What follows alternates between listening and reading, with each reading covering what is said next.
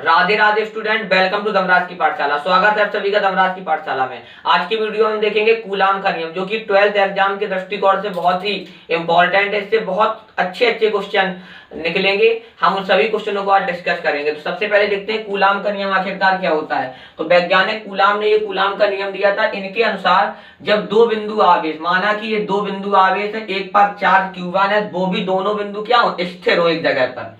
तो मतलब कि Q1 और Q2 दो बिंदु आवेश है, इनके बीच की दूरी r है। तो आप बोलेंगे कि दो बिंदु आवेशों के बीच लगने वाला वैद्युत बल, किताबों में आपको लिखा मिलेगा कि दो बिंदु आवेशों के बीच लगने वाला आकर्षण तथा प्रतिकर्षण बल।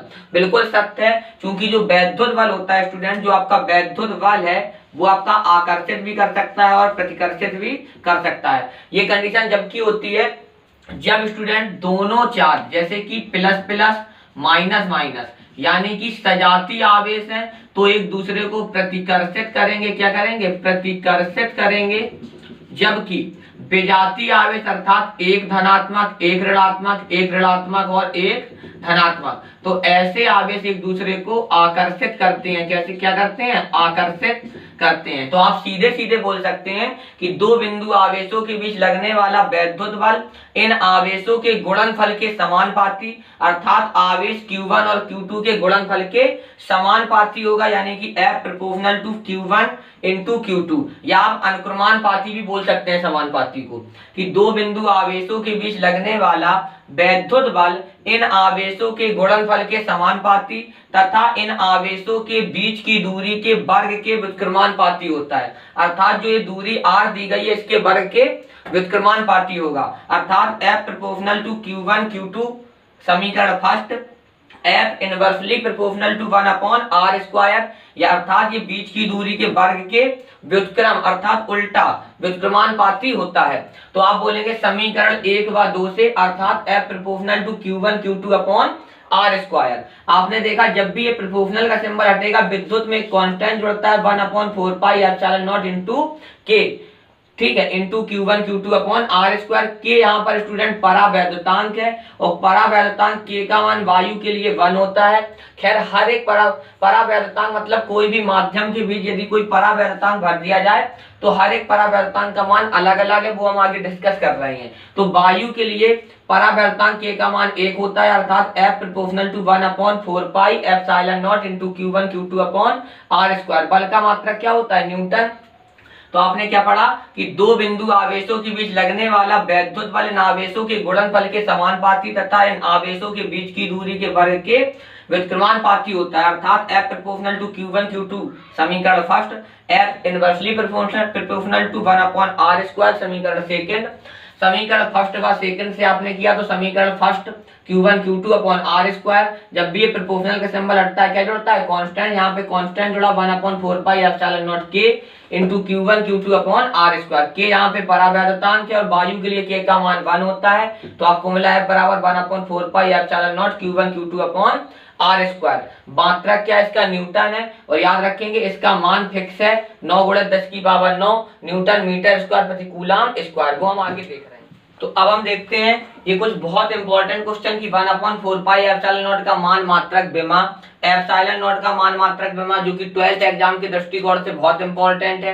तथा हम देखते हैं परावैद्युतांक का मान, किस परावैद्युतांक का मान कितना होता है। तो स्टूडेंट सबसे पहले आपको पता है कि एक परावैद्युतांक है और k का मान 1 होता है वायु के लिए। किसके लिए? वायु के लिए k परावैद्युतांक का मान 1 होता है, और कांच के लिए परावैद्युतांक k का मान 5 होता है, जबकि जल के लिए परावैद्युतांक का मान अनंत 81 है, और धातु के लिए अनंत है। ये इंपॉर्टेंट है। एक चीज आपसे एक क्वेश्चन पूछा गया था पेपर में कि निम्नलिखित में से कुचालक परावैद्युतांक का मान हो सकता है। तो स्टूडेंट देखिए, परावैद्युतांक की जो रेंज होगी, जो इसकी रेंज होगी, यानी जो सीमा है के की, वो हमेशा 0 से क्या 0 के या सॉरी 1 से बड़ी होगी। क्या होगी? 1 से बड़ी या 1 के बराबर, और हमेशा अनंत के बराबर या अनंत से छोटी होगी। तो के परावैद्युतांक की रेंज होती है 1 से हमेशा या तो के का मान बड़ा होगा या 1 के बराबर, मतलब कि 1 से छोटा के का मान संभव नहीं है, और अनंत के बराबर हो सकता है या अनंत से कम। तो परावर्तांक के की जो रेंज है वो 1 और अनंत के बीच में है। तो ऑप्शन में क्या था, एक ऑप्शन शायद -3 था और एक ऑप्शन था आपका 0.7, एक था 6। तो आपको तुरंत ही पता लग गया कि भाई एक से ज्यादा केवल 6 था, तो आपका आंसर क्या था, 6 सही था। तो अब हम देखते हैं 1/4 पाई एप्सिलॉन नॉट का मान मात्रक विमा देखते हैं।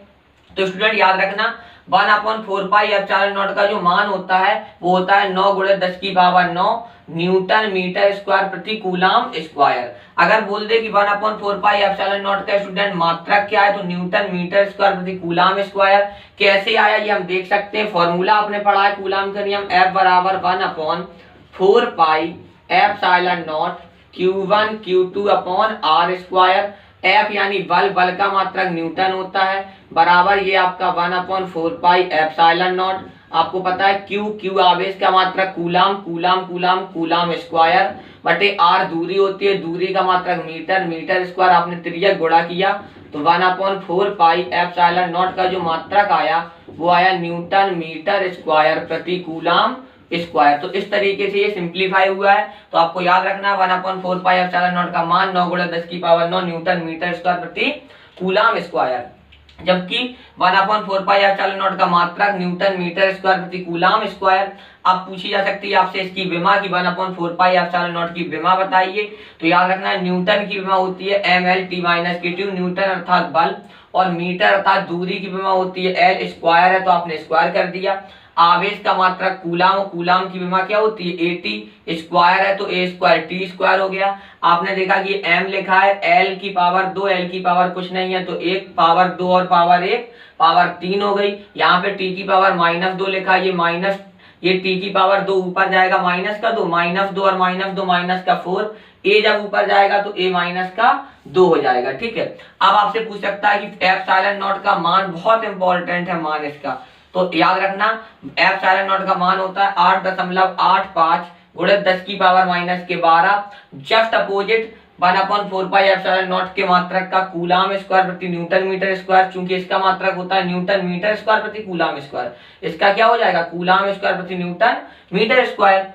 तो इसकी विमा भी क्या हो जाएगी, मात्रक इसका कूलाम स्क्वायर प्रति न्यूटन मीटर स्क्वायर, विमा भी इनवर्स हो जाएगी। इसकी विमा है mL3, m प्लस का है और L की पावर भी प्लस की है तो m-1 L-1, T की पावर -4 है तो आपने T की पावर +4 कर दिया, A की पावर -2 है तो A की पावर 2 कर दिया। कैसे किया, मान रखेंगे आप कूलाम की विमा, न्यूटन मीटर की विमा, आपका ये रिजल्ट आएगा। ठीक है, आशा है आपको वीडियो बहुत अधिक पसंद आया होगा, तो वीडियो को अधिक से अधिक शेयर करें तथा चैनल को सब्सक्राइब कर लें। धन्यवाद।